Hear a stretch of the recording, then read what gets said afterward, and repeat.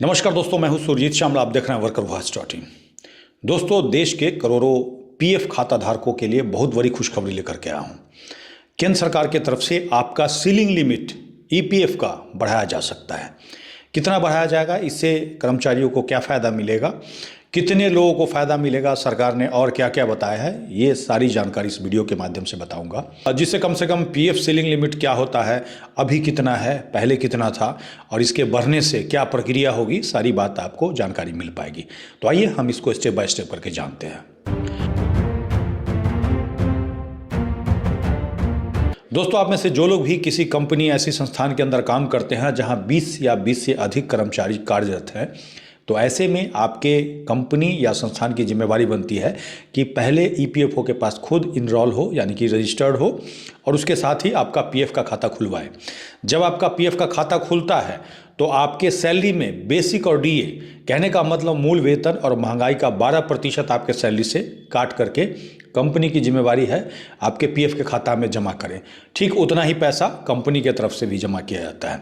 होता क्या है, एम्प्लॉयर के तरफ से जो 12% काट के आपके पीएफ के खाता में जमा किया जाता है, उसमें 8.33, गलती से पहले मैंने 8.67 बोल दिया था, इसके लिए माफ़ कीजिएगा। तो 8.33% जो होता है आपके पीएफ के खाते में जाता है, यानी कि ईपीएफ में जाता है, और साथ ही 3.67% जो होता है ईपीएस यानी कि पेंशन में जाता है। और इसका एक सीलिंग लिमिट होता है।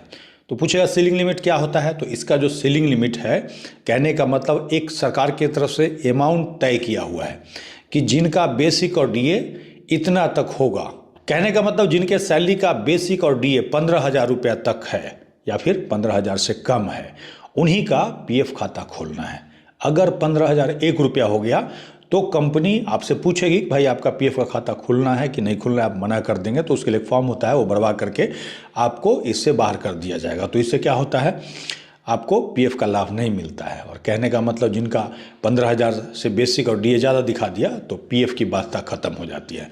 तो पिछले कई सालों में लोगों का जिस तरह से न्यूनतम वेतन बढ़ा है, जैसे सेंट्रल गवर्नमेंट का ले लीजिए, तो उसमें बेसिक और डीए जब बढ़ा है तो ऐसे में बहुत सारे कर्मचारी, जो ठेकेदार एक साल पे बदलते रहता है, तो ऐसे में क्या करते हैं, पीएफ से बाहर कर देते हैं। तो उनकी बाध्यता खत्म हो जाती है। कर्मचारी पीएफ से बाहर हो गए तो बहुत सारा जो पीएफ का लाभ है कर्मचारियों को नहीं मिल पाता है। तो इसी के लिए समय समय पे ट्रेड यूनियन की तरफ से, मजदूरों की तरफ से, हमारे तरफ से मांग उठती रही है सरकार को कि भाई इसका सीलिंग लिमिट बढ़ाया जाए। जिस समय 15,000 रुपया सीलिंग लिमिट तय किया गया था, उससे पहले आपको बता दें कि 6,500 रुपया सीलिंग लिमिट था।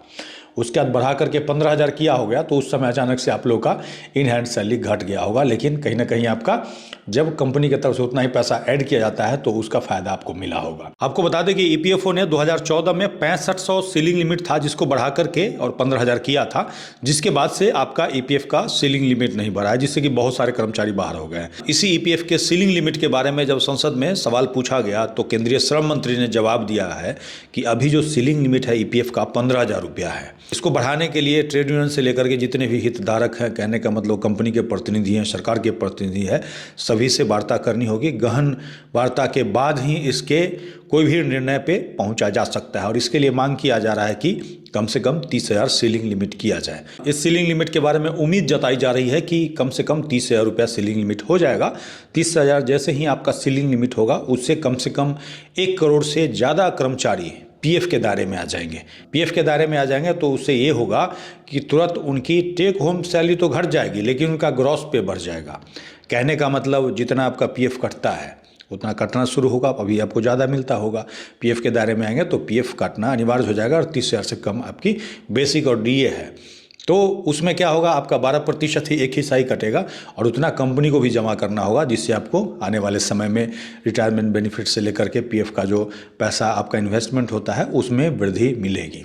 इससे आपको कहीं ना कहीं लंबे तौर पे देखा जाए तो फ़ायदा मिलेगा, क्योंकि पीएफ में बहुत सारे बेनिफिट मिलते हैं। केवल पेंशन का ही नहीं है, बल्कि आपका जो पैसा जमा होता है वो तो होता ही है, और साथ ही एक ईडीएलआई का स्कीम होता है जो कि कर्मचारी के बाद भी उनके परिवार का ख्याल रखता है। इसके बाद आपसे राय जानना चाहता हूँ, क्या सरकार को जल्द से जल्द आपका ईपीएफ का सीलिंग लिमिट 30,000 कर देना चाहिए या नहीं करना चाहिए, कमेंट्स में लिख करके जरूर बताएंगे।